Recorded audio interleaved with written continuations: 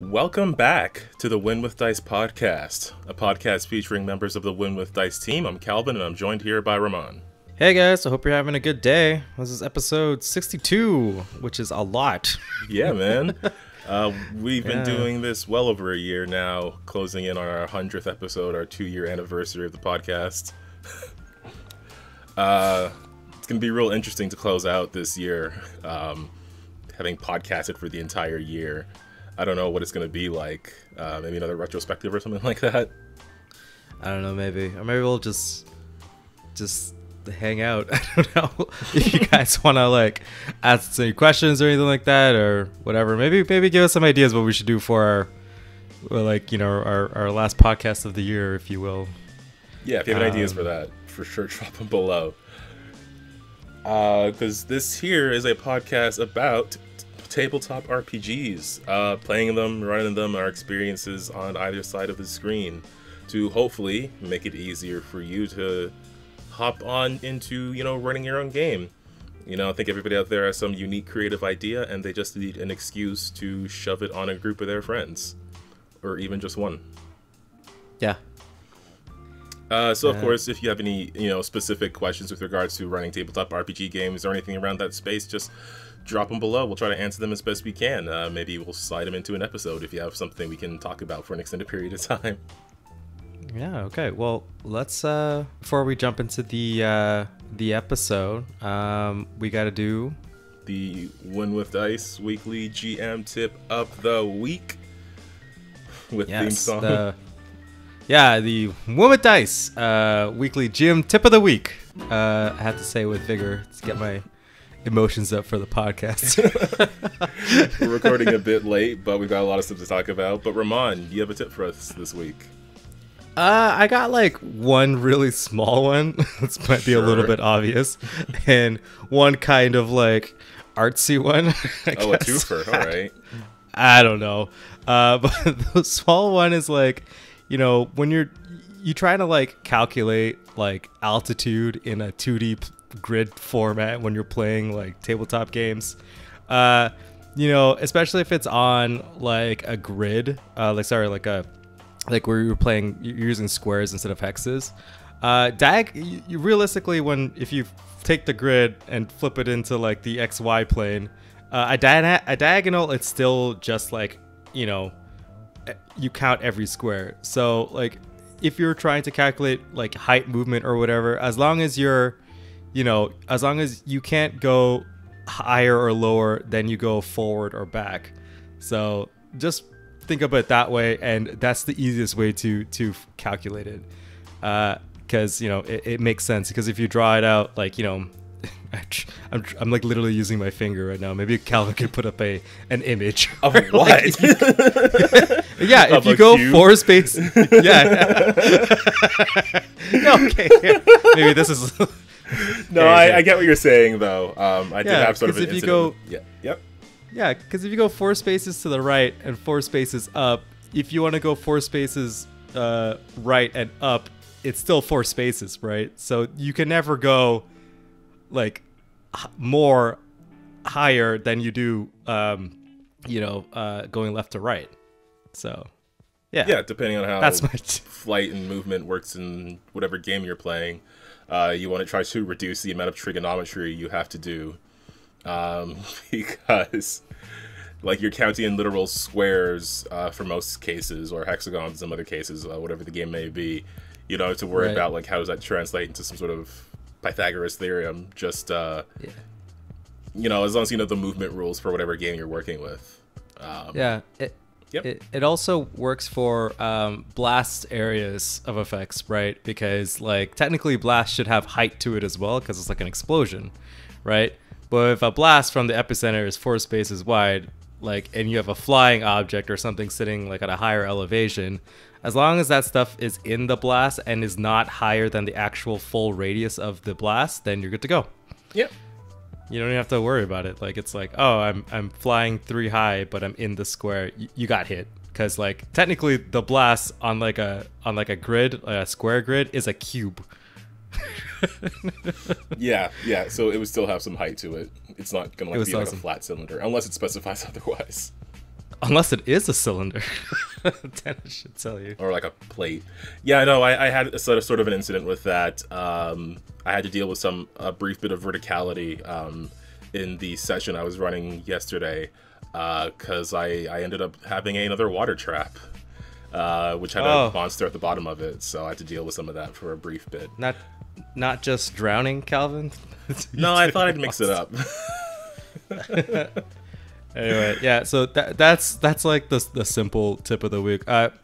My second tip of the week, I'm just gonna give out all the tips I think of from now on during my week of, I guess, being in my own head. You're not gonna save them in case you can't think of something the next. I will literally just forget them, so let's just keep on going. Okay. Yeah, so I just want to give you guys I might have said it before, but whatever you're working on, whether it be like your plot or like your monsters or like, your NPCs or any sort of like story or whatever a part of your game, don't be afraid to fail. Actually, failure is really good because eventually you'll learn from your mistakes and something will stick and you'll like hit the mark, and all of your players and even you would be like pretty impressed with yourself. So I want everybody, like, if you did something and it was a little cringy and you're like, oh man, I could have done that totally better, don't sweat it. You could just do it better next time, right? No one at your table is going to be like, oh man, I'm never going to play with this guy again because he was so cringe. Like, don't worry about that stuff. Throw all that crap out of the window and just keep trying, man. Yeah, I mean, at the end of the day, like, you're not going to get better at it until you do it. Yeah. Which is, I say that all the time and then never learn it. But at least when it comes to, running tabletop RPGs, I feel like I've learned it. Yeah, I know. And once you feel comfortable with doing something, just try something new. Keep switching it up. You're never going to know until you try it, right? So, yeah. Yeah. That's the straight dope coming from Roman. Is that the new name of the segment? The straight dope coming from Roman. I mean, maybe we'll do that next year. Okay. It doesn't have to be tips anymore. It'll just be whatever I'm thinking about. Like, we're gonna need a new theme song for that. Well, folks, that's your Woman Dice weekly GM tip of the week. Let me know if that's good or not. Sure. Please grade me out of 5 stars, please, so I know if it's good or not. Well, how about this? Any potential GMs out there, if you have some sort of story ideas you're working on, why don't you drop them below and we can all check out your crazy cool ideas. I'm sure you've got something unique going on that no one else has thought of, so why not brag about it? Yeah, so we can steal it. I mean, literally, yes. I have sort of like, because we had a campaign going on, the Fate Seer game, and I kind of have a better sense of what I want to do for the next leg of that now. I just got to plan it out, but I'm definitely stealing some stuff from JoJo. So. Oh yes. Because I'm partway through Stardust Crusaders, and it's basically just like a road trip with occasional instances of having to fight some randos. So that's basically what I was doing before. Yeah, I was like, Stardust Crusaders is literally like Calvin's idea of what D&D is. Basically, we got to go from one place to another, and there's a whole bunch of charismatic jerks who are going to slow us down every now and then. All right, so Calvin, you game mastered some games. I recently. Sure indeedy did. I ran a session of the Crown of Dragons campaign, where the players are in pursuit of the Dre Coronum. I had them in the midst of a dungeon when we were doing that, so I kind of just we couldn't play for like a month, so my focus was just kind of on getting through that dungeon, wrapping it up, making it all big and bombastic, so we could get back to the surface and get back to some traveling, because that I had more of a better sense of what I wanted to do with, just because it's been so long. But I also ran a one-shot for a friend, which I wanted to talk about first because it was sort of like a one-on-one thing. And it's also a bit shorter, so I can talk about it. I can get into it quicker without having to like shove it in at the end of the episode because I hate doing that. But also, it was a one-on-one game, which I guess we haven't really talked about much on here, so maybe we can extrapolate some useful information from that. So yeah, let's get into this. So yeah, my friend, I haven't seen them in ages. They came over, we were hanging out. And we had been talking about, doing a RPG thing for forever. So finally, when they were over here, it was like, let's just roll into it. We did some character creation. I made a character for them that I hope kind of represents what they were going for. I'm still on the fence about some things. I feel like I should have pushed harder for a magic character, but I didn't want things to be too complicated at first. But they wanted someone who is sort of like adventurous librarian kind of thing. A very smart person who's like always recording things and writing stuff down in their journal. Like head full of facts and knowledge, maybe a little clumsy in some other ways, but highly intelligent, knows what she's talking about, and knows how to shut someone down if necessary, which is the thing that came up. So essentially, we went through making that character, ended up making sort of like a ranger with a bookkeeper background, carries like a short bow as well, and has a crow as their companion, or a raven, rather. It was some sort of bird. I think it might have been a raven. I'm not good with birds, apparently. But it started off with the character, and the character was just like hanging out in this tavern in a northern town in the homebrew setting that I have set up.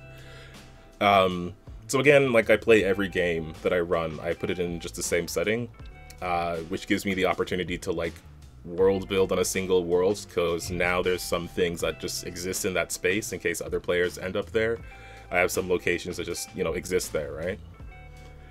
Yeah. Well, yep. Do you have a name for your world? Yeah, the continent is Tovaros. I don't have a name for the planet, I don't think. If I do, it's not one that I memorized. True. Because I guess it hasn't really come up. And it's also like, I don't know how to deal with, because I feel like if I create other spaces outside of this single continent, then I have to deal with like history. like why don't those dudes from the other continent own this land or try to own it? Yeah, basically. Like, true. Yeah, I mean, so that's fair. I've been as like vague as possible when it comes to that sort of thing. It's like, you'll deal with it later, don't worry. Yeah, I mean, it hasn't come up yet. So I assume it never will. Okay. So the character is an elf by the name of Willow, who is part of the Adventuring Guild, which, easy enough plot setup.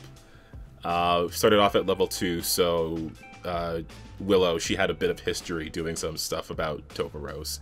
And she was up in a town far in the north by the name of Thoglen, which is sort of on the border of... I have this region that's like basically snowy Wakanda, and it's pretty much close to that. The further north you go, the more desolate it gets. And Thoglen is sort of like the edges of that space. Before you get to the giant wall that no one's allowed to go through, which is more of a ripoff of Game of Thrones. It's a bit of a mix of the two. So yeah, essentially Willow, she was tasked with helping out this other ranger, this halfling by the name of Marin, who had come across a student who was part of a small, like, not adventuring party, just like a group of students and a professor who had been traveling further north. They had been studying different, like, weakened areas in the material plane that sort of link to other planes of reality or other planes of existence and energies and things like that. However, their studies had attracted the attention of a Yeti, and this student was the only one who survived and managed to make their way back to Thoglen. From there, they caught the attention of Marin, who is sort of part-time works as keeping Thoglen safe from outside attacks, like from wild animals and things like that. So a Yeti not too far from town really piqued his interest. So basically it was Willow, the student Albertos, and the ranger Marin, and they set off to travel to deal with this Yeti. But first off, so we ended up not being able to do everything all in one session because we had sort of a limited time while they were here. So what we did was sort of just like start the journey, really. We started off in the Whispering Wind Tavern, and it kind of led into something that I thought was really cool. they've been like a great player already, because I was just setting up things that were going on within the tavern. Some people who were just hanging out, some who were talking loudly. There's this one particular guy who was running his mouth with this very loud, boisterous story about fighting a bunch of ice spiders. And while she was listening to it, I had her just roll a quick check, just because she was because while they were listening to it, I had them roll this quick check because they kind of peeked up on like something in particular with that conversation. So Willow was just sort of able to realize that this guy was clearly making things up about ice spiders, and I thought it was just going to be left at that. But then the player was like, "No, I want to pull on this thread for some reason." So they end up confronting this guy. And yeah, Willow clearly, obviously, like, doesn't believe his story. She's trying to like pierce holes in it. Unfortunately, some low checks led to the rest of the people in the tavern taking his side. But there were a couple of older, more experienced adventurers who, you know, realized what Willow was saying, that Willow was the one who knew what she was talking about. And then Willow was eventually able to turn that around on the way out. And I just thought that was really like great of the player to do, because for me, these people were just like background events. Like, I was just setting a scene. I was just gonna get right to the here's the guy with the quest thing. But no, they pulled on that thread, and they went for it. And I just really thought that was interesting. And that's the kind of from the yep. Yeah, well, that was from the first thing that you told me about the character.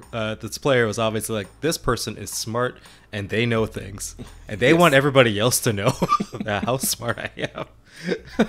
So it's like, you know, I love that too. It's just like, actually, yeah, if you're gonna be wrong, don't be wrong out loud. Yeah. Yeah. So yeah, that was a whole lot of fun. Another thing that happened with the player is that they got, so the students, I wasn't originally planning to have this student like join the journey. They were just there to sort of like set up the story. But I guess the players like eventually just convinced them to come along. And I had like a bit of a backstory for them, like some motivations for the student and what their deal was. They were able to pull on that thread again. And so another unexpected thing is like, well, now this guy's coming along, so hopefully he won't be completely useless. He did not have like combat stats really, in terms of like useful stats for being in a fight. Right. He had his telekinetic projectile, which he got a lot of use out of, but that was basically it. And then yeah, they set off, they started traveling. There was a moment where they had to like work together to set up camp and stuff like that. So again, like when you're doing a one-on-one kind of game, you do have a lot more room for just back and forth with RP and just letting people do their thing for a while. Because I could sit back and I could let the player just work on like what they wanted to do, be more descriptive with it, because I didn't have to be like, I didn't have to concern myself with, am I touching on everybody here and making sure everybody's like involved and things like that. I don't have to like poke in and see like if one person's off somewhere else, just check in like, what are you doing and what are you up to right now? What are you doing over there? What's your reaction to X, Y, and Z? It's just like that one particular person has your entire focus. True. I mean, how do you find the pacing for that to go on? I mean, did you find that you were running out of content, or not content, but like, you know, role playing? Like you can interrupt stuff a lot of times with like fights, or like even if there's another person, right? Like if you're not playing for, there's more PCs, right? Player characters, then they can talk amongst themselves while you know, figure out what the next story beat or where the next direction the party should be going in or whatever, right? So did you find that to be a challenge? Well, I had the advantage of keeping things very simple. So a lot of what I was doing was just being I had to be more reactive than usual. Because there are some times where, again, like, yeah, you'll be able to sit back and let the PCs, you know, wind their own tails. And then if it seems to be going on too long, then you can slip in with a nudge, you know, set something on fire and get them going. When you're doing like a one-on-one thing, because for me, I had like a very simple plot. I had like 2 separate encounters. I had the scenes all planned out, like I knew what was going on in between those spaces. So for me, it was really just a matter of let me react to what the player wants. I have the plot here. Everything's going to go on as it'll go on. And they'll, again, like, clearly they will pull on the threads. So I wasn't too worried about pacing things. I didn't feel like a need to rush or to slow down. Okay, cool. I don't know if there maybe were times where I couldn't really think of a response to something. None immediately come to mind that I can recall. But yeah, like, I wasn't too worried about... I mean, if anything, just because we had to split it up into so many sessions just because of, like, technical issues and stuff like that. Something that could have taken, like, 1 session ended up taking, like, 3. But that was just a matter of, like, technical stuff, not so much the game itself. Yeah, because, like, I think that, like, that's the thing with running for one person, right? Like, you gotta... It's like, you kind of have to clearly define, like, what the goal is, or at least, like, the idea of it, and, like, give those opportunities for that character to express themselves, right? But also not to make everything so overwhelming where it's like, well, you know, you gotta keep pace or we're never gonna finish this one shot or do this thing. Did you find that your player was directing most of the pace of the session, or the sessions, I should say? Yeah, I would say they had a bit more control over pace than would normally be the case, because I didn't have to like swoop in to like ferry them in any way or like remind them of too many things, because like, again, like, all the focus, all the attention was on them. I didn't have to mention, by the way, there's this ongoing thing going on. It also helped that we played like pretty much back to back, but I didn't have to be like keeping up with them in any way. So yeah, I would say pace. I mean, pace-wise, it was a little bit faster than maybe I normally would have done, especially when it came to like travel. That I definitely truncated a bit. That was a lot more descriptive than what I would normally do in most cases. But that was just a matter of like, that wasn't the interesting part of that one shot. I am kind of curious though how a one-on-one thing would work for the more like overland road trip stuff that I like to do. I hadn't really thought of that as a thing that I could try, but maybe that would be interesting. Oh, I mean, that would be kind of a fun thing. Maybe we should do that. More importantly, maybe we, as in me and you, should do that. Ooh, that would be fun. Maybe. Yeah, I feel like it would definitely give a player like much more time to just like express. Like, you don't have to worry about taking up too much time. Like, the time is all, it's just 2 people. Yeah. Because, you know, you can, like, when you take 5 minutes to like interact with one player or whatever to do a scene or a bit, you kind of feel bad because you have to like rush through it a little bit because, you know, you want to give everybody a little bit of spotlight. But with one player, you could just be like, hey man, yeah, whatever you want. I will say combat, I did feel that I did have to rush through some turns a bit, because it's really, especially when there's multiple things on the field, and it's only one other person taking a turn. I felt like I was like talking a lot and taking up too much space, especially for like their first ever session. I wanted to like switch back to them as soon as possible and then give them as much space to do whatever they wanted to do with, especially because they had a companion with them as well, so they have basically like more actions to deal with. Oh yeah, totally. So how did you handle that? Did you do all the rolling, or was it them doing the rolling for the companions? So they were able to do the rolling for their own companion. Essentially, well, the first combat was basically when they got to the camp where the students had been at first. They started doing some investigation. The player rolled a crit, so Willow was able to notice that there was a Yeti stealthing among the camp, and then it sort of like sprung out to attack. And then we had to end the session like mid-combat. But yeah, no, I had them doing their own thing for the companion.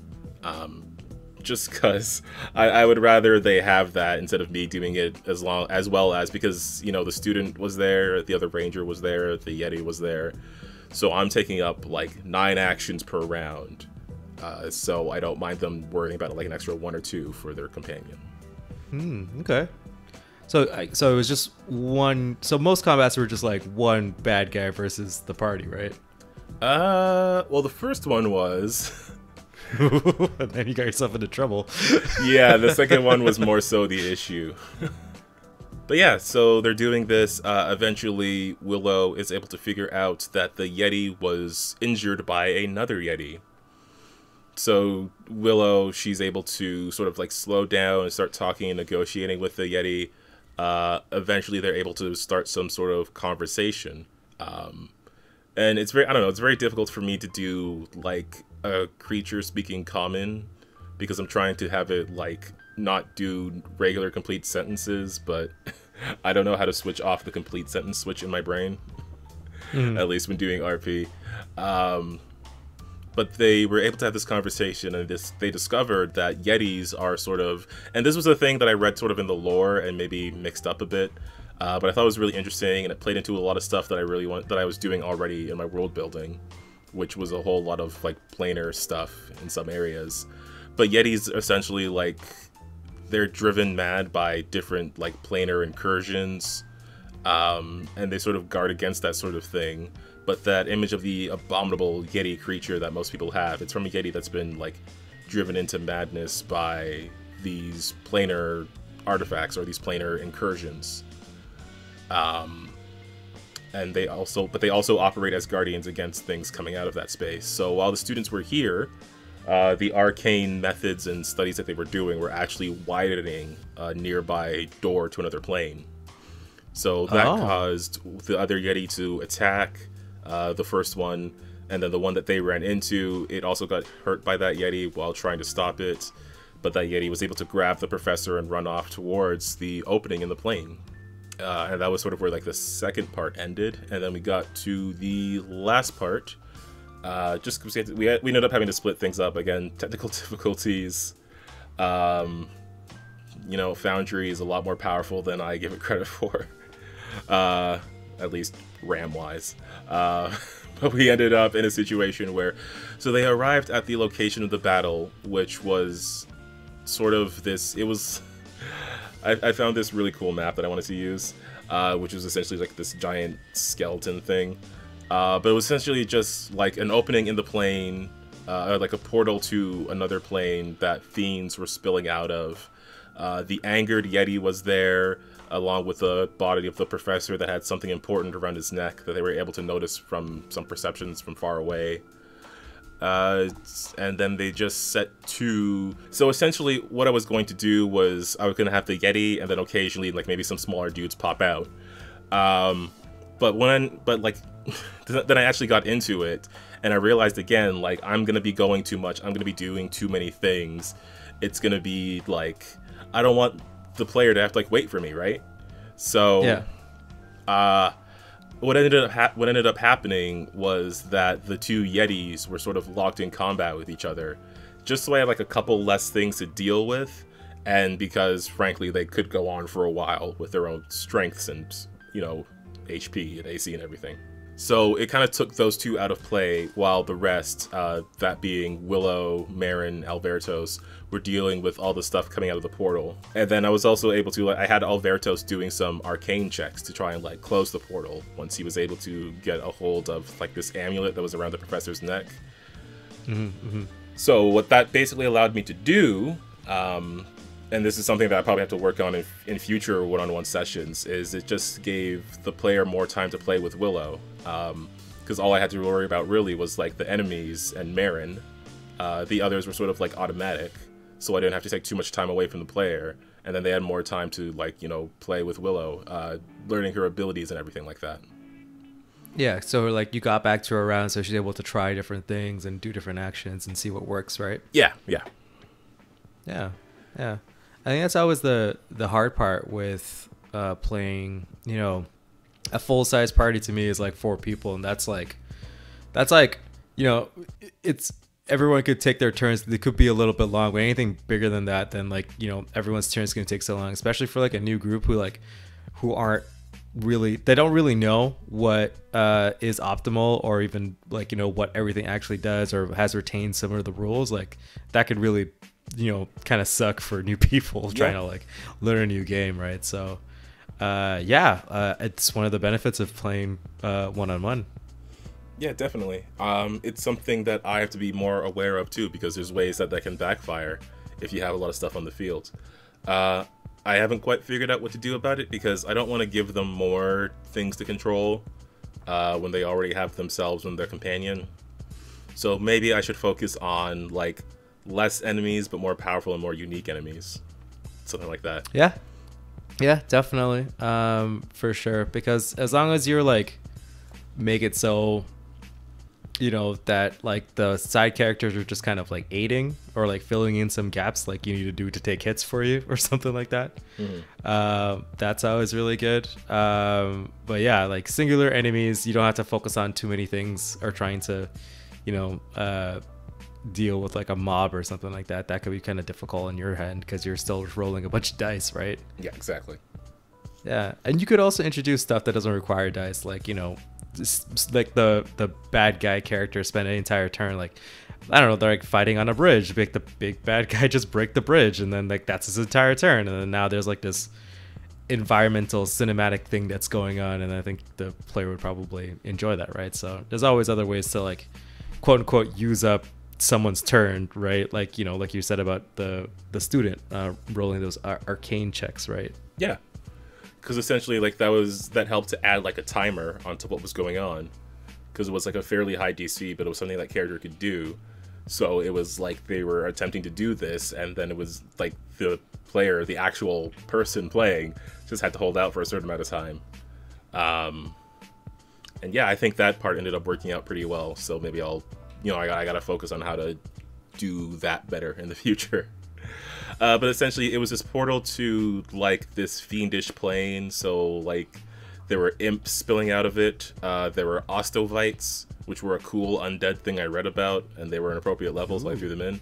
They're sort of like they're undead mounds of like they have like these bony shells but they're like centipede-ish. They're like giant centipede kind of things that have like these bony outer shells that will give them certain resistances until they get to like half health or so, and then the shell like breaks and they're more exposed. Oh wow, that's pretty cool. Yeah, I thought it was pretty sweet. So I had a couple of those in there. But they were fighting those off. Everyone got kind of spread out, but they were able to eventually. The student was able to eventually close the portal. It faded away. Willow helped finish off some of the stuff. One of the imps escaped, which is another plot thread that's just, you know, out there now. So that'll be interesting to deal with later. And then, yeah, we just kind of went into the conclusion of it, figuring out what to do with the professor. They ended up building a sled to bring him back to Thoglen, making up with the Yeti, you know, apologizing for what had gone on. Marin, the ranger, ended up deciding to stick around and learn more about the Yetis and how they work, which is a thing I guess I'll bring up later. The student get the amulet, and Willow was off onto her next adventure, although she had forgotten to ask for her payment, which was partially my bad. I don't know. I don't want to take full responsibility. I think it's pretty. It feels like a nice ending where it's like she's like halfway down the road and she's like, "Oh shit, I forgot to get paid." Yeah. And then the ending credits go and it fades to black. Like, ah, yes, perfect ending. To be continued. Willow did get she did borrow a dagger from Marin. So ooh, that's cool. I mean, I hope that you guys play again, because the more that Willow goes around and does stuff, the more likely she'll show up as an NPC somewhere else, and I'm kind of excited for it. Maybe. I kind of want to. That's one of the. Yeah. Oh, go ahead, Calvin. Oh no, I was gonna say I kind of want to get the player into another campaign because I don't want to have like 1,000 campaigns going on. I'd rather bring them into something else. My dream, my full dream would be to run a game every night of like different groups, but they all live in the same live world, and they'll constantly keep running into each other, but like as NPCs. So like, like But like for brief seconds, right? Like, you know, like maybe they're just like standing in a line somewhere, and then it's like, oh hey, it's remember those other guys, and you know they interact a little bit, but like, you know, they'll never like, maybe they'll know that they're NPCs for their players characters, you know, they can't really mess with each other or something like that. But it would be so cool, because then you could hear like exploits, or like what if one time somebody tries to like, okay, we're gonna go and clean out this dungeon, and then they get there and it's already cleaned out because the previous party already did that. You know what I mean? Like, yeah. That's like what I want. But obviously I can't do that because that sounds like a monumental amount of work. Kind of. I feel like I'm in a position where I could almost do that, but I don't want to. I don't want to fall down that rabbit hole. You're like, no, please. I don't want to run 5 games. I'm already taking like yeah. I was saying that's like the honestly, like as soon as you pick up DMing, you're like, oh cool, I got a game going, and then you're like, I think my other friends will like this, and you start another game. You're like, okay, cool, I could probably do 2 games, and then you're like, oh wait, but then I have this cool other idea. It's like, oh, you know, and the player's like, can you run for my friends? And you're like, okay, and then all of a sudden you're the game master for like 10 games, and you're like, damn. Right. Right, it always happens, and I think it's funny every single time. Yeah, that's basically where I'm at.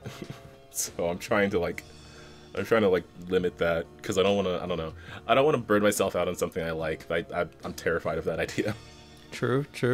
Well, yeah, I mean, I hope you can find a place at the table and one of your games for Willow. So maybe Fate Seer, because that's still less people than Dracoronum, I think. Yes, that's true. You have a full party for Dracoronum, right? So, yeah. But yeah, that was cool about Willow. But I'm here for the stuff. I want to hear me some what's going on with those Dracoronum boys.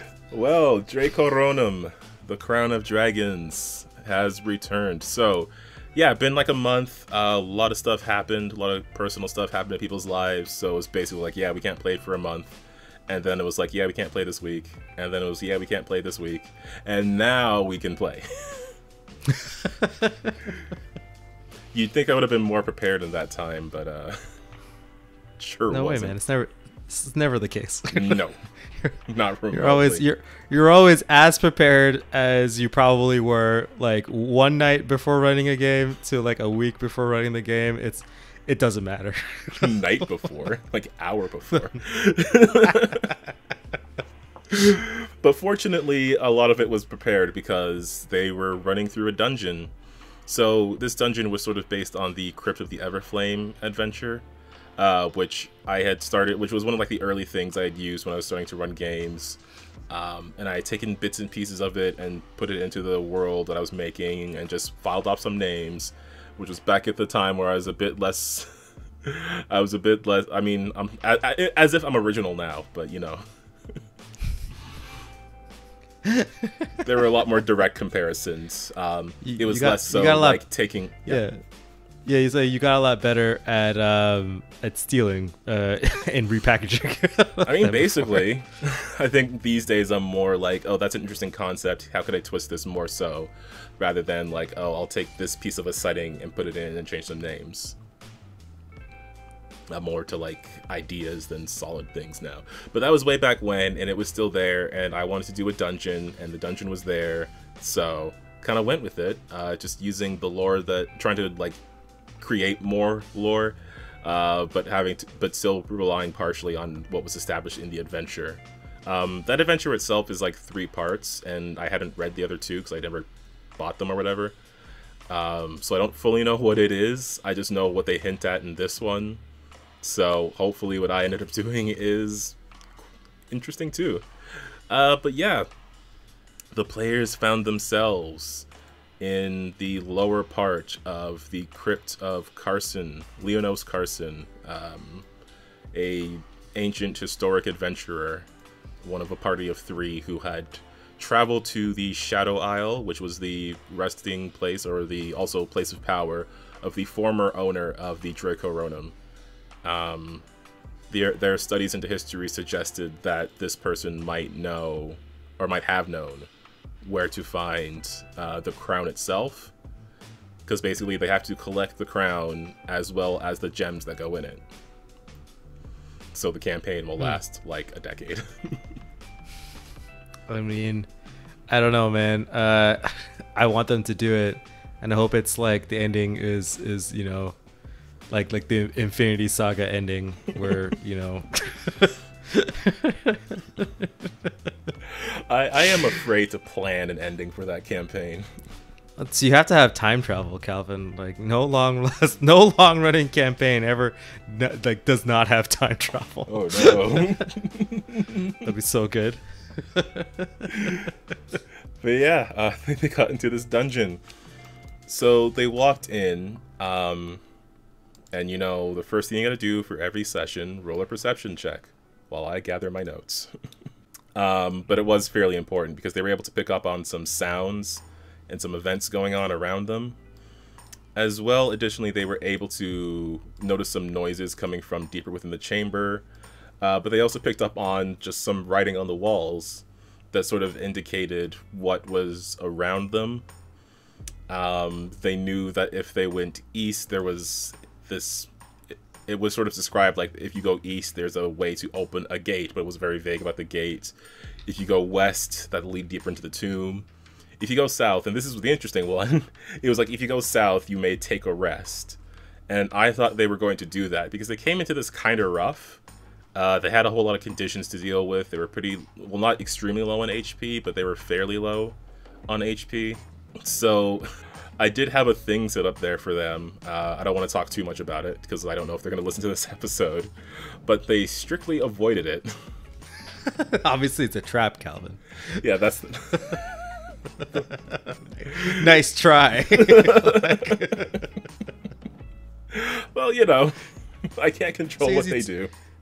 As soon as you tell a party that, no worries, guys, it's safe, they're like, nah, I don't trust you, DM. You're just trying to get me killed. I mean, I am, but... So what they ended up doing was going down the east passageway, and they discovered that it was largely flooded. Eventually they found that one particular room along the eastern side of this dungeon was full of this fungus that was letting off this, like, electrical energy, but it was just above the water line of the flooded room. So essentially it was like if you move too fast, you'll disturb the water, it'll splash onto the fungus, and it'll let out this burst of electricity. But also... it just lets off a burst at a random point in time. And what it was like every D10 rounds, it'll explode randomly, and then it can't explode again for another D6 rounds. I think because they expect you to do the dungeon like in rounds of combat terms.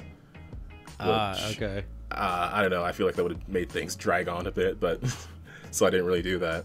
But yeah, they were investigating this space, and they decided to not walk through it, and then they instead went to the west side. And this was sort of an interesting position because, like, we've been playing Skyrim on the stream, and you know those little catacomb areas that the Draugr are in, like those little shelves that they're on? Yeah.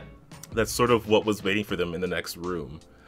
Oh, man. When they went west. But instead of Draugr, it was actually plague zombies. Oh. Because in this area, Nice. There were people who had been, like, affected by a plague just before death. So when they got revived as undead, they were sort of mutated with that plague. So they went into the next room, and again, I had the lighting low. They had to put lights on themselves. I got a new thing for the lighting, like a new module plugin kind of thing. I still gotta tweak the settings on it, because when I tested it out, I thought it looked fine. But when you layer, like, 4 people on top of each other that all have a light source, that it looks super bright and washed out and you can't tell what's going on, so I gotta fix that, but it still worked out pretty well. It was still a position where, like, people couldn't see the enemy on, like, the other side of a hallway. They couldn't see where their ally was, and I was just really super into that, especially after doing so many battles and so many wide open spaces. Did, like, a whole ton of those. I was really into the concept of, like, these small, tight, underground, darkened rooms, which I got a whole lot out of that.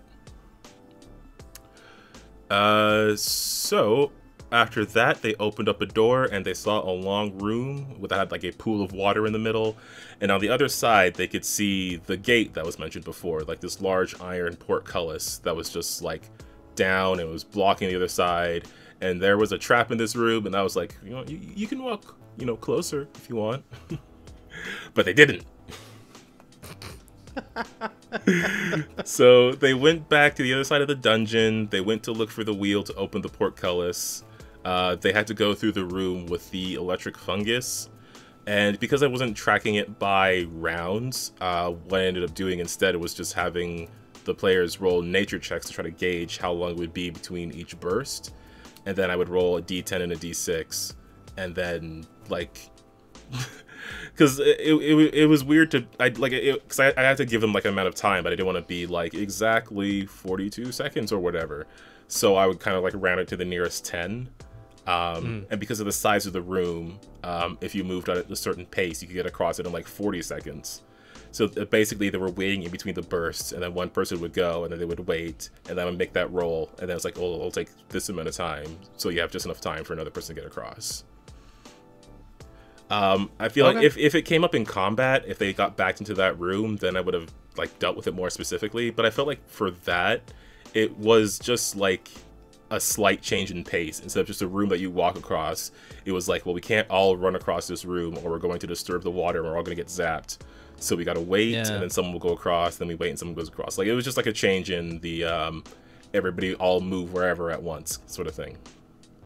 That's true. I mean, there wasn't any pressure, I guess, so I guess it was a little bit of a moot point, because like, I guess there's at one point where you're rolling and the amount of time it would take to get somebody to get across wouldn't equal out, but then you wouldn't just do that, right?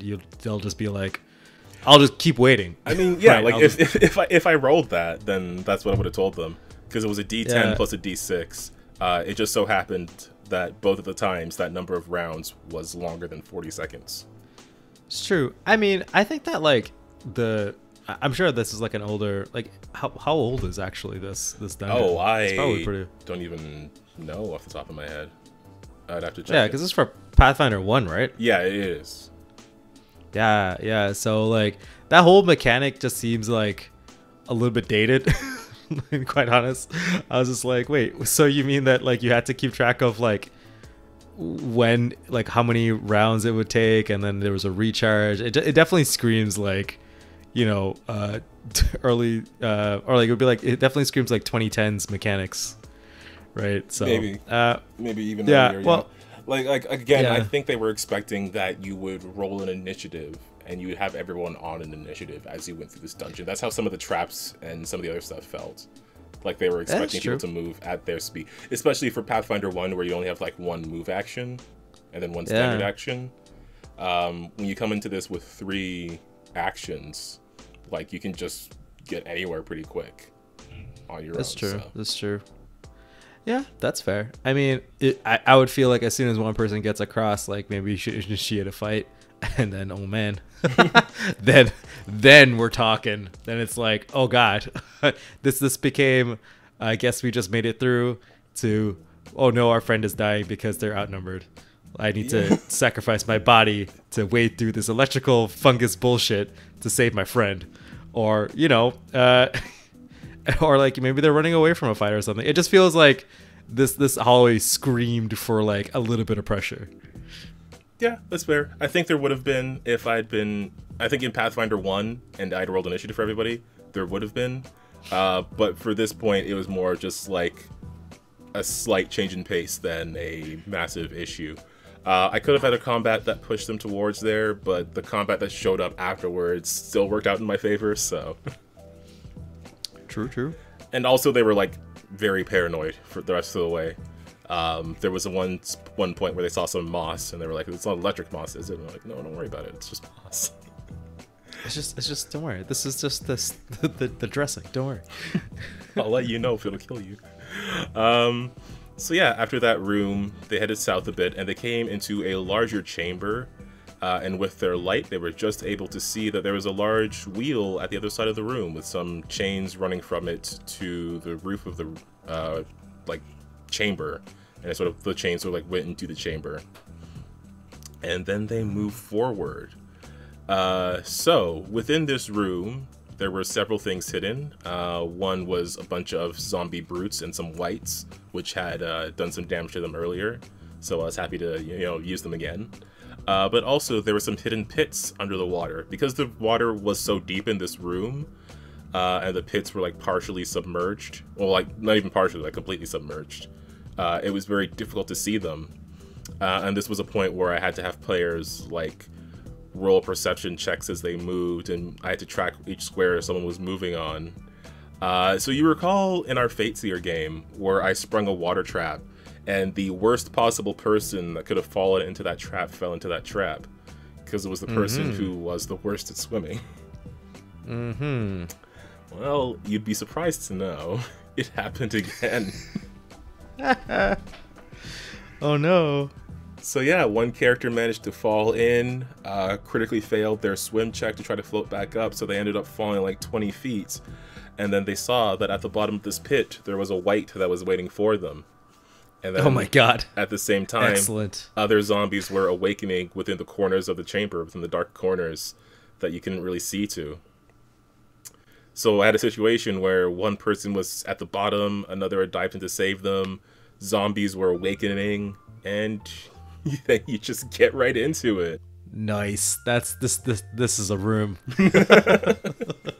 It's making me feel, I'm like pretty excited. Oh man, I want to run this room. This room sounds fun. Yeah, man, I love water traps. So yeah, zombies were emerging to try and fight these guys, and this room ended up taking a lot longer than I expected it to. But to be fair, the person who had fallen in, their character, like the player, they had another character that died earlier. This was the one that had gotten attacked by the random drakes while out at sea. So I was like, maybe you should avoid water. Which was kind of mean, but hey man, sucks to suck. Yes. Yeah, so they were all like struggling, trying to figure out how to save this person. One was going to dive in and try to assist them. They gave them an assist, but they still failed to check. The druid was trying to find an animal to summon. It was going through them. It was like, can I summon this small turtle? And I was like, that turtle is not going to help. It is a foot and a half. It's not going to carry a person. This small tiny turtle. But they eventually discovered that they were capable of summoning a manta ray, which is actually a large size creature. Well, not what's large is 2x2, right? Yeah. Yeah, so a large size creature. And I was like, okay, now we're getting somewhere. So what we ended up with was that the creature would have to, like, the druid would have to summon it. It would have to swim down. The person at the bottom would have to take an action to mount it, and then it would need to swim back up. So they basically need to survive all of that while trying not to drown while there's a wight right at them. Mm-hmm.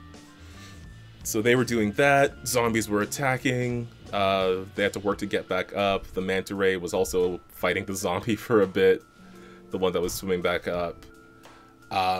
It was a great deal of like danger and stuff, but it was kind of like again, like I didn't expect that to be everything that it was, especially just like I didn't expect it to take so much time. But I'm really glad that it did. And then they were, they had to make some perception checks as they moved, just to know where the rest of the pits were. But they were able to deal with the zombies. They were able to turn the wheel, and then they headed back to the room that originally had the locked door. Along the way, they did run into some other random stuff. Like I just had some things in there just to like, there was just like a room off to the side, and it had like a giant frog in it. But they kind of, they dealt with it pretty handily, and they found some items. But they were able to, I almost forgot. They found some crypts in this room with the frog that were like covered in moss, and they were hard to read. I didn't think they would think too much of it, but they got super curious, and they were like, I want to burn away the moss so I can read the names on the crypts. And I was like, okay, sure. What am I gonna do? I can't stop you. They rolled a dexterity check, which they critically failed on. So I was like, roll a d4. They rolled a 4, and they took 4 fire damage as they tried to burn away the moss so they could read the name on this crypt. Which, I definitely thought of a name to put on there before they got in here, Even before they asked, for sure, I had a name to put on this random. 100%. Yeah, of course, Calvin, because that's every Tom, Dick, and Harry gets a name in your world, right? Like, right. So I ended up because there were 3 like crypts in there, so it was actually a set of triplet adventurers, who of course all had names. Mm-hmm. They had names and histories before you even went in there. But yeah, I'm just really glad they're curious about things like to that level, to the point where I have to be on my toes with all the information that I have prepared beforehand. Mm-hmm. Totally. It's one of my favorite things about that party. So they went back to the portcullis room, and they additionally passed. So this is one of the traps that I kind of took directly from the original book, changed up the DCs a bit to make it more level appropriate. Essentially, the way it works is there's this reflective pool of water in the middle of this long room that you have to walk alongside. But if you catch a glimpse of your face in there, you have to roll a will save. Otherwise, you see visions of yourself suddenly, like, zombifying and attacking the other members of the party. So as they walk through, I had them roll their saves. A couple of them made it. The bard and the druid made it, but the witch and the fighter didn't. So I was describing for the witch, like, she did the vomit swarm spell, and it, like, tore through the druid. The fighter, he raised his mighty sword and just cut the bard in half. And they just sort of had these fear effects. Apparently, according to them, I was excessively descriptive with it. Which, you know, I gotta put the fear of traps in them. I need my moments. Yeah. Taking a note from our dear friend Tim, eh? Maybe. But yeah, they had to deal with that. Their moment of fear, unfortunately, alerted some bats in the next room, so they deal with some bats. I was just kind of like throwing stuff at them to wear them down before this boss fight. The very last thing was a room with, it had like a small bridge over a very tall chasm. But at the other end of the bridge, there were a couple of statues that when you got into a certain position, they would slide across the bridge and try to knock you off. One player was able to sort of withstand the effect of it and get past. Another was like, because the way they worked is like they slide forward, they stop, and then they move back. So they were like, this totally caught me by surprise because it was so random, but they like hopped on the statue after it moved forward. And then it slid back. And because they were on it, like they were able to dodge the second statue. So I was like, okay, you've got me by surprise there. Nice. That's some cool Indiana Jones tomfoolery right there. It really was. And then yeah, they had to stop. They did some debate on prep and what they should do before going into the final boss chamber, and then they went in. And then they saw there. So this ties back to some history and stuff that I was laying out with Carson and his 2 members of the adventuring party that he was part of. Some betrayals and events and things like that. That I don't want to go too much into because we're at like an hour now. And I don't know if people are bored of my rambling. I hope not, because I have a lot more of it. But essentially, I don't know where the visual came from for me, because in the original setting book, like the undead person that's at the end of here, they only recently came back into undeath. But I kind of like the idea of undeath as a torment. So essentially what it was this person who was once part of the adventuring party had been killed by the only other living member. But they weren't entirely dead. They had been stabbed through the chest with this sonic spear. And the other end of the spear was stuck into a wall. So essentially, like, after they died and they were just so full of rage and a desire for vengeance that they came back as a revenant, they were actually stuck to that wall for several centuries, like 100 and... It was over 150 years. I don't remember how many in total it was. Jeez. But they were essentially stuck there for all of that time, just like screaming with rage, and their screams started to mix with the sonic effects of this vibrating sonic spear.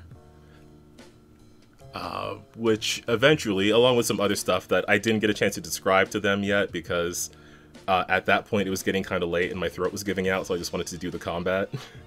So I'll probably describe that in more detail after the next session. But with some other recent events that were going on, it was eventually enough that this person, with their screams of necromantic energy, they were able to revive some more undead around the area, and they sort of coalesced within this tomb. And that is what they were dealing with. So at first, the boss was sort of like pinned to the wall, but they were like eventually pulling themselves off. But what I really wanted to do is the Revenant has this effect. I gave him an extra like damaging shriek just because he has a sonic spear in his chest. Yeah. But the Revenant comes with the, I think it's baleful shriek or something like that, where it causes a fear effect if you fail your will save. But it also paralyzes people. And I was like, I'm pretty sure I can paralyze most of them. Like, that was my plan. Like, they'll come in, he'll do his, I'm the bad guy, here I am speech. And then he'll let out that thing on his first attack, he'll paralyze them.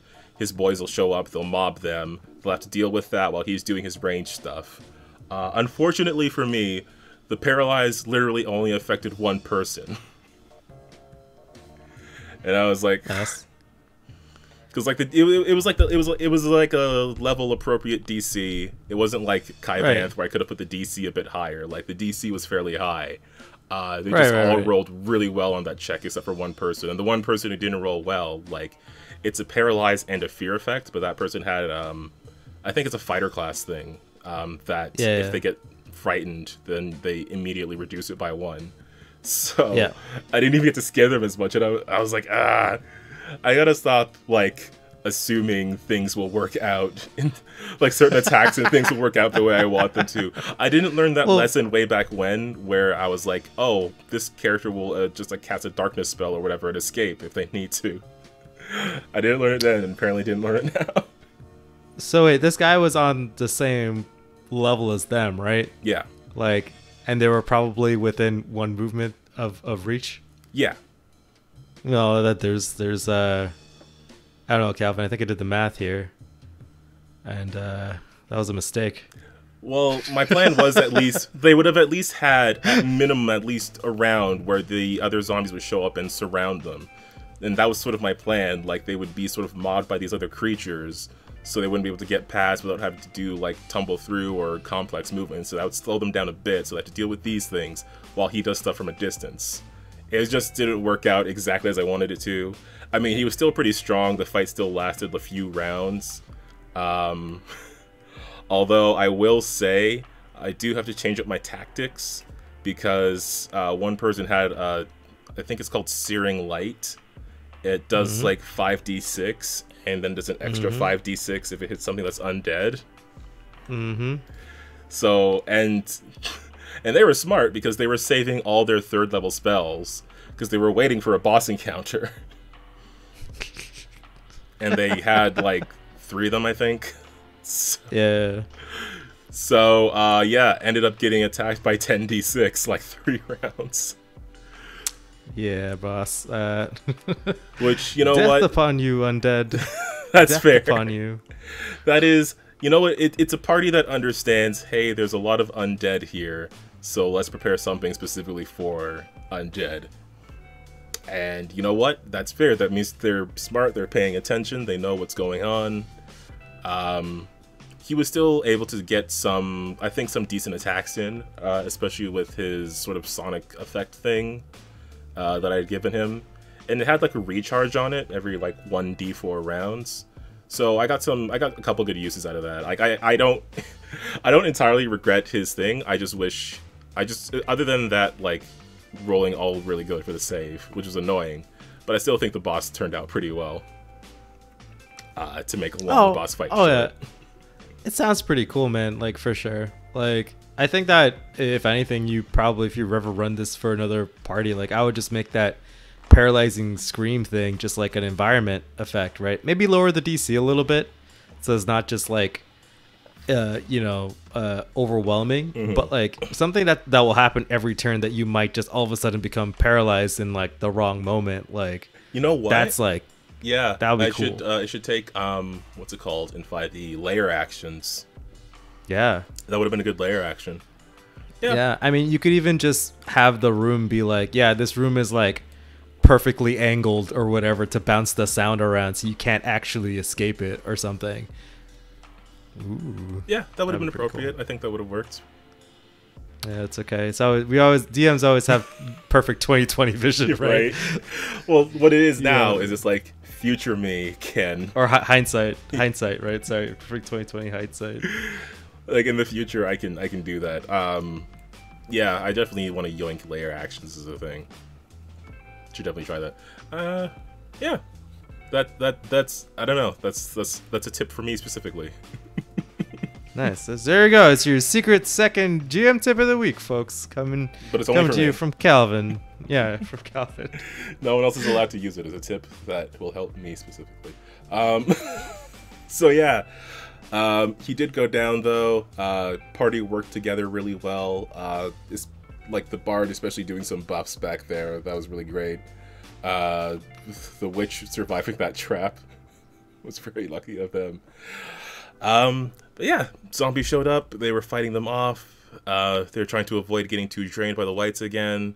The fighter who has been doing, because I like to have players describe their final blow when it's like the major creature of a fight or the last creature in a fight. So he was able to land the final blow on the boss. So I had him go through that. That was fun. And then at the end, because by that point, like, my throat hurt and I had a whole thing planned, but I was like, I'm not going to perform this as well as I want to. So I just had, like, the spirit of Carson appeared, which I think is another thing in the book, but probably I'm going to be doing some different things with him because he has a different history in here. And also a different name. A different name by one letter. Because again, past Calvin was less creative. Was he Larson? No, it was Casson. Oh, 2 S's instead of RS. I wish it was like Larson. That would have been better. Like Larson or Carson. But yeah, Carson. They were able to finish this dungeon. I gave him a ton of XP. They managed to get to level 7. I just calculated it this morning, and I sent them the message, and they're all really excited. I don't know. I really enjoy playing with that group because they're so excited every time. They're excited to get to a new level, which is so great. I really like that they're into the game. Yeah. It's so rewarding to see, like, because if they weren't into it, they wouldn't care that they get to a new level. They wouldn't care that they get new spells or new abilities or anything like that. They would just be like, whatever, they could do more things in this thing I don't care about. But I don't know. I'm just glad they were into it. Dude, well, as a fan of your game that I'm not even in, I like your players. Although secretly I want more of them to die because it's always so funny razzing you every time you kill a player. Okay, I don't want to do it again.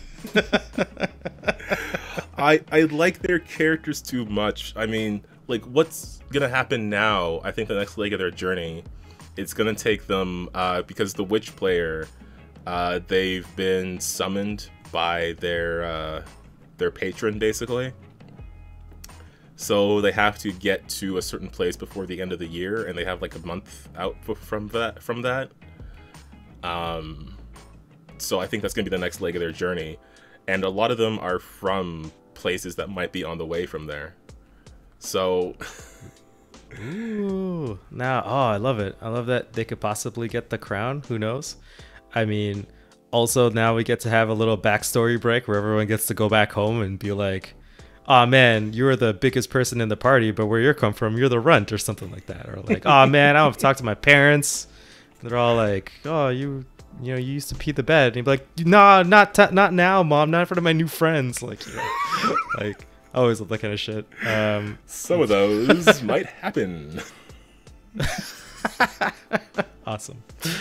I'm looking forward to that. So yeah, I'm really excited for that. So I'm gonna lay out, all their rewards and stuff. That was sort of like one of the last minute things I was doing because I was like, I want to give them better things. That's the thing I think I still struggle with is appropriate rewards. Oh, wait, did you give him the stats for the cool Sonic Spare? Did you make it cool, Calvin? It's cool. It's cool. I just haven't given it to them yet. I do have the stats for it. Hopefully they like it. Ooh. I don't know. It's it has some stuff on it.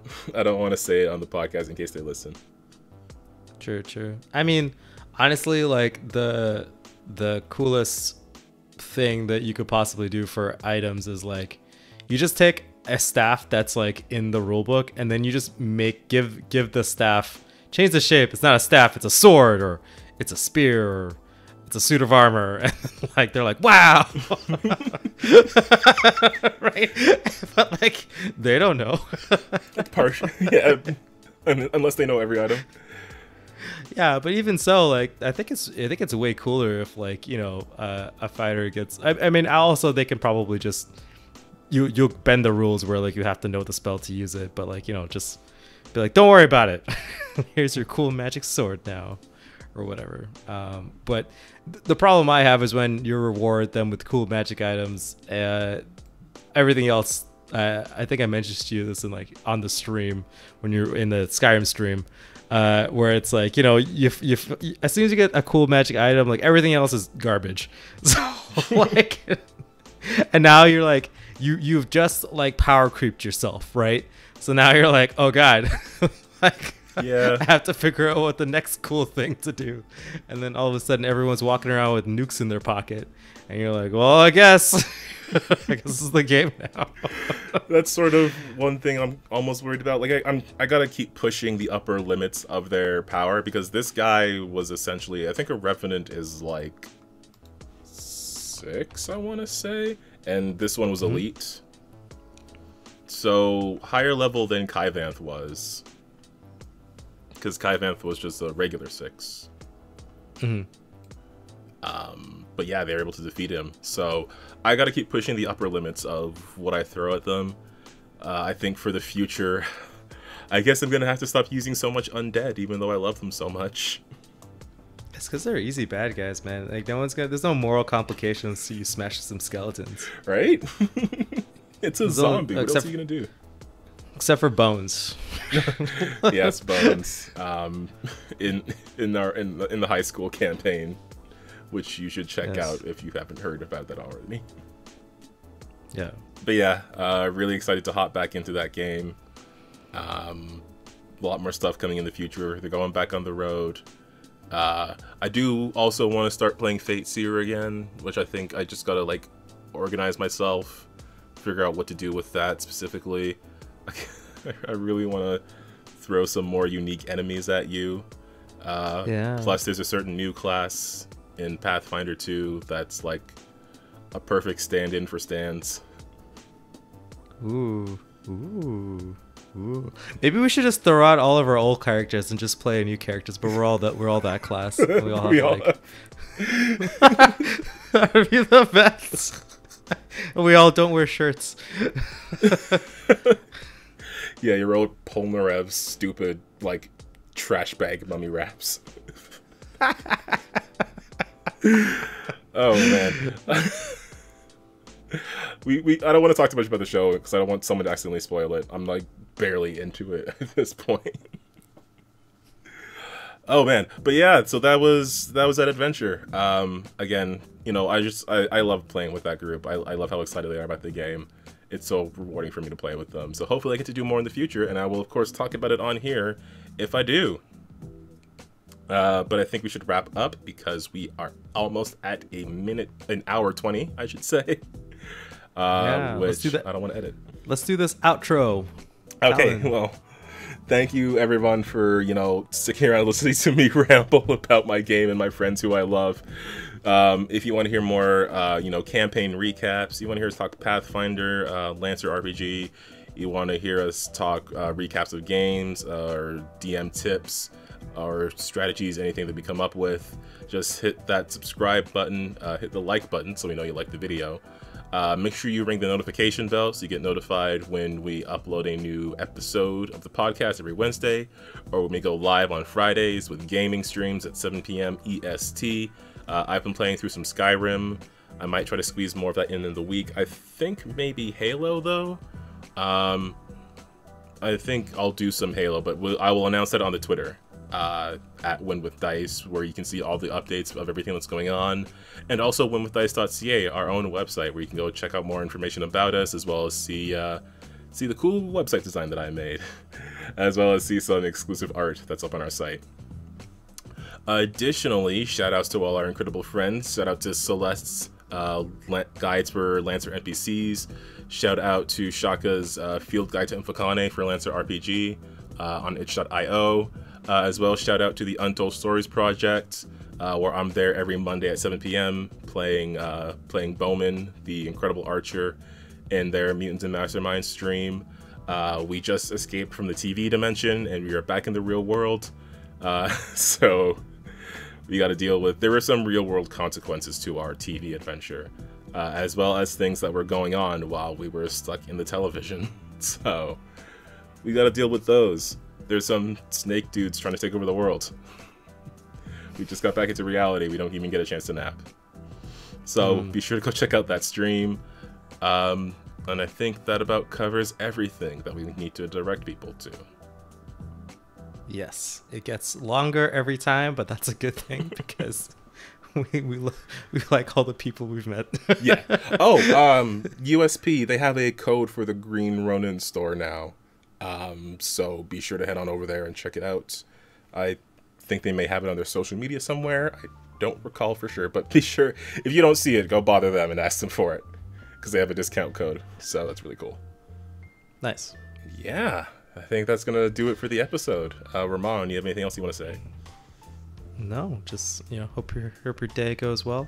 If you make it to the end of the video, thank you so much. We appreciate all of your time and attention. We sure do. And since you're here at the end, we will give you the most important tip of all, which is to keep on winning with dice. And we'll see you next week. Okay, see you guys.